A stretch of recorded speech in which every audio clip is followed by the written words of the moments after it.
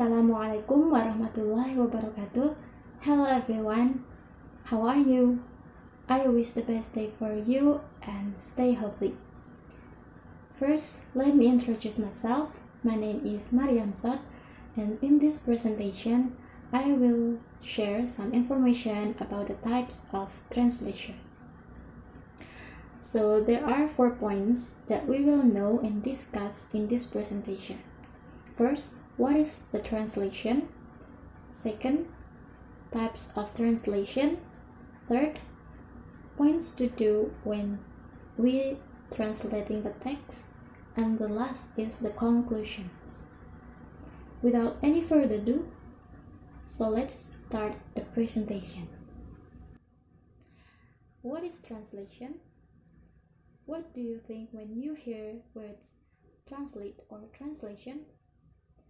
Since we discuss about the types of translation, we need to know first the definition of the translation is. So in this slide, I use 3 definitions from the experts. First is from Brislin in 1976. He said that translation is a general term referring to the transfer of thoughts and ideas from one language to another. The second is from Wells in 1982. He claimed that the translation is a transfer process which aims at the transformation of a written source language text into an optimally equivalent target language text. And the third is from Newmark in 1991. He stated that the translation is the act of transferring meaning of a stretch or a unit of language, the whole or a part, from one language into another. Here we know that the translation is the activity when we change the meaning or transform the text from one language into another. After we discuss the definition of translation, so here are the types of translation. There are 8 types of translation. 4 are included in the source language emphasis, such as word for word, literal translation, faithful translation, and semantic translation. Meanwhile, the other are included in the target language emphasis. There are free translation, idiomatic translation, communicative translation, and adaptation. The difference and the example of each we will see in the next slide. For the first one is about word-for-word translation. Word-for-word translation gives the source language word order or structure. The words are translated out of the context according to their most common meaning. It can be used as the preliminary or the first step of translation, but it is not applied in the real translation task.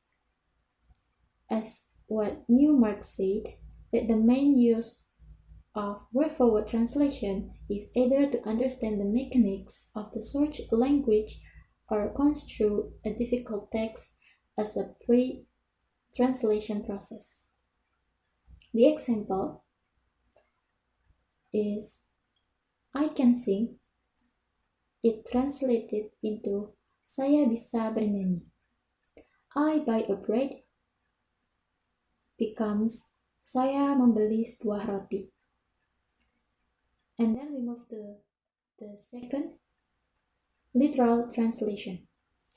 Literal translation have the similar thing with the word-for-word translation. Literal translation is the translation that follows closely the form of the source language.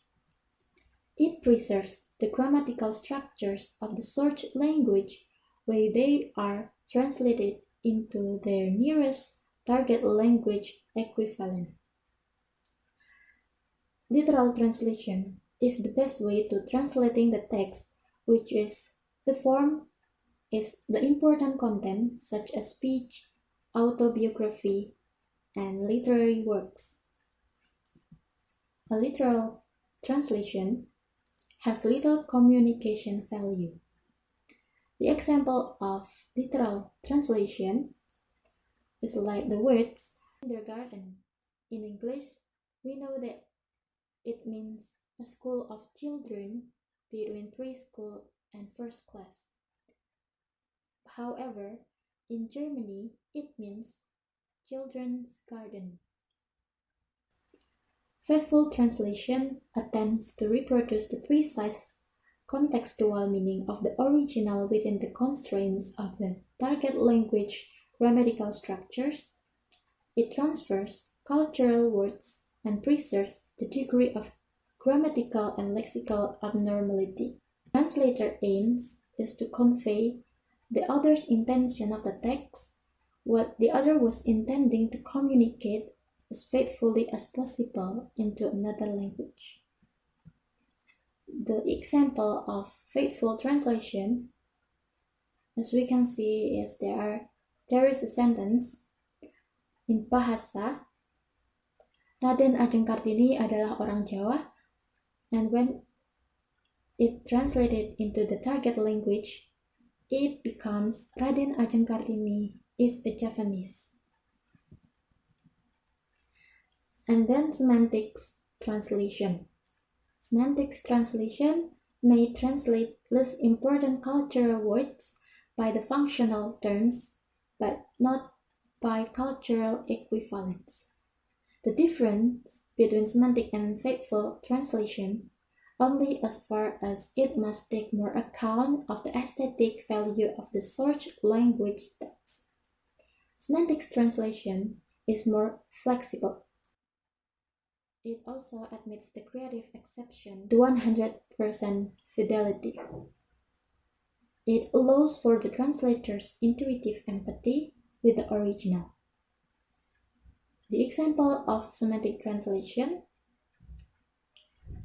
dia adalah orang yang gemar belanja. When it translated into English or the target language, it will become she is a shopaholic. And then free translation. Free translation is part of target language emphasis. It reproduces the matter without manner or the content without the form of the original. Free translation doesn't make an adjustment of the culture. It is usually done to fulfill the demand of the client who only wants to know the content of the message.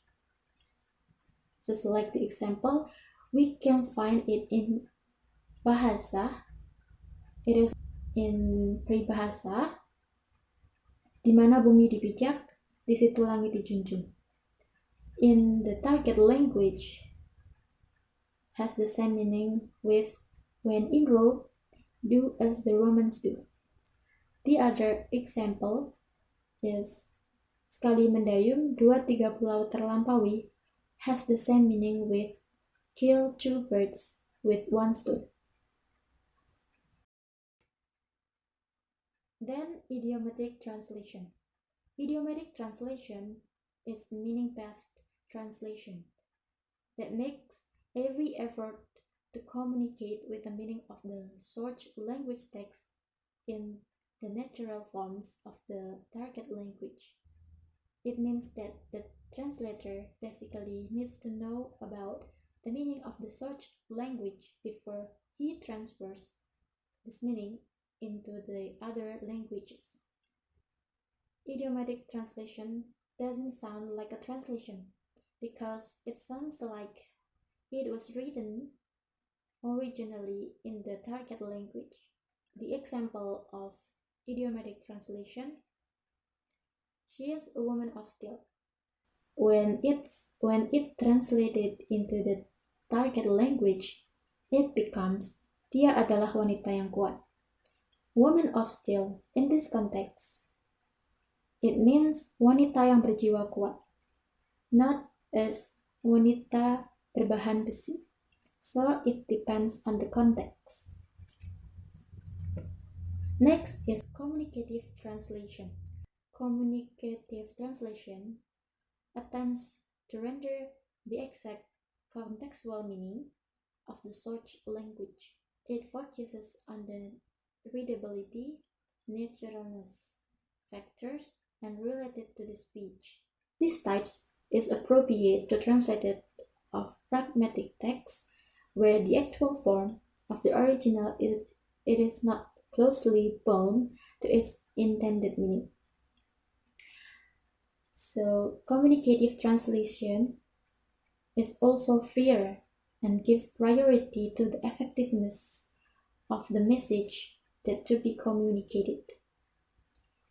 The example of communicative translation is we can find it in the public places like hospital or maybe in the street and park. It more like a caution or information like beware of dog, that it means awas ada anjing. And then keep off of the grass, it means that dilarang berjalan di atas rumput, or we should not walk in the grass, or we shouldn't walk on the grass. And the last is adaptation. Adaptation is expressing something specific to the search language culture in a totally different way that is more familiar in or appropriate to the target language culture. It refers to the type of translation which is used mainly in the poems or plays. Adaptation rewritten considering the search language culture which is converted to the target language culture where the character, then, and plots are usually preserved. The example of the adaptation is from the story of Cinderella was adapted into Bawang Merah Bawang Putih. The story was adapted by adjusting the culture of the reader or the target language culture. Next, we move to the points that we should do when translating the text. When we translating the text, there are some of things that we should do. So in here, I try to share some points which we have to know and prepare it well when we translating the text. First, know the audience or the readers. Understand and know who is the reader of the translation or who will be consumed the translation. And the next is the use of translation. Understand well about the context and the form of translation. It helps us to translate the text clearly and more easily. And the third is avoid the long noun strings. A noun string is a group of 3 or more nouns in succession. Noun strings are difficult to translate because the relationships between words is not always clear. What we have to do is insert helpful words such as of, for, and to. And the fourth is precise the translation. Precise the translation. It refers to how good a translation in conveying the message back in the target language text form. And then comprehend the text. While we doing the translation, we must read the first original text one. It is to understand what it is about and helps us to analyze it from a translator's point of view. The reading comprehension is a crucial thing. It's because it determines the quality of the translation. understand the perspective from the source language text and the target language text, so it will be more natural and the meaning can be more easily to understand by the, and the last is knowing the context. Translators always work on understanding power so that they can understand the context and translate it into the target language with the same context. We must choose the topic that we understand and know it well. Don't forget to contact and consult the experts which correlated with the topics that we choose. And the last part is the conclusion of the presentation.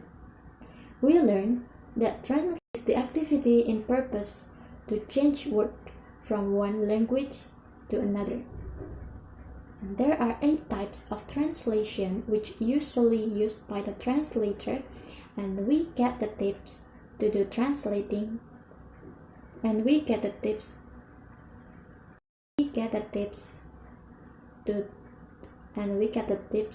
what we should do when translating the text. So here are the presentation about the types of translation. I hope this information will be useful for your needs. And before I close this presentation, I put one quote which correlated with the topic.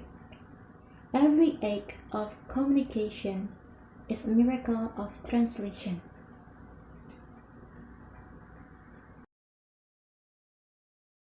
Assalamualaikum warahmatullahi wabarakatuh.